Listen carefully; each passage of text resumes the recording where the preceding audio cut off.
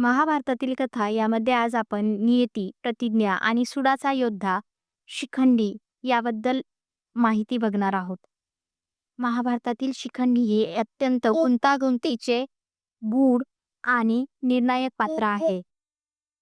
पांचाल नरेश राजा द्रुपद यांचा पुत्र म्हणून शिखंडीचा उल्लेख आढळतो. मात्र शिखंडीची कथा केवळ एका योद्ध्यापुरती मर्यादित नसून ती पूर्वजन्मातील प्रतिज्ञा, सूड भावना आणि लिंग बदलाच्या रहस्याने भरलेली आहे. शिखंडीचा पूर्वजन्म काशीची राजकुमारी अंबा म्हणून झाला होता. भीष्मांनी अंबेचे हरण केले होते, परंतु अंबेने भीष्मांवर प्रेम केले नव्हते आणि भीष्मांनीही तिच्याशी विवाह करण्यास नकार दिला. या अपमानामुळे अंबेने भीष्मांनाच आपल्या मृत्यूचे कारण बनवण्याची कठोर प्रतिज्ञा केली. याच सूडभावनेतून तिने अग्नीत उडी देऊन प्राणत्याग केला. अंबेची ही प्रतिज्ञा पूर्ण करण्यासाठी तिचा पुनर्जन्म द्रुपदाच्या घराण्यात झाला.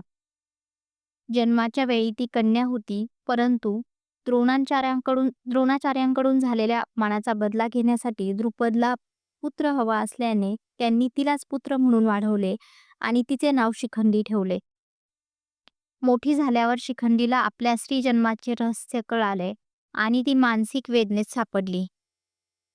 वनात तपश्चर्या करत असताना तिची भेट यक्ष नावाच्या देवतेशी झाली.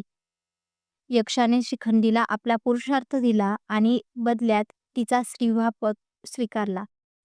या घटनेमुळे शिखंडी पूर्ण पुरुष योद्धा बनली. या लिंग परिवर्तनामुळे शिखंडी भीष्मवधासाठी नियतीने निवडलेली व्यक्ती ठरली. महाभारताच्या युद्धात तिने पांडवांच्या बाजूने लढा दिला आणि ती एक प्रभावी रथी म्हणून ओळखली गेली. रणांगणावर शिखंडीला पाहताच भीष्मांनी शस्त्र टाकले, कारण त्यांनी स्त्री किंवा स्त्री म्हणून ओळखल्या जाणाऱ्या व्यक्तीविरुद्ध शस्त्र न उचलण्याची प्रतिज्ञा घेतली होती. भीष्मांसाठी शिखंडी अजूनही अंबाच होती. भीष्मांनी शस्त्रत्याग केल्यानंतर अर्जुनाने शिखंडीला पुढे करून भीष्मांवर बाणांचा वर्षाव केला. शिखंडी अर्जुनास संरक्षण देत पुढे उभी राहिली आणि अशा प्रकारे ती भीष्मांच्या अंताचे निमित्त ठरली. त्यामुळे तिच्या पुनर्जन्मातील प्रतिज्ञा पूर्ण झाली. युद्धानंतर सौप्तिक पर्वात अश्वत्थामाने केलेल्या रात्रहल्ल्यात धृष्टद्युम्नासोबतच शिखंडीचाही वध झाला. शिखंडीची कथा ही प्रतिज्ञेच्या सामर्थ्याची, जन्मरहस्याची आणि नियतीच्या अटळतेची साक्ष देते. धन्यवाद.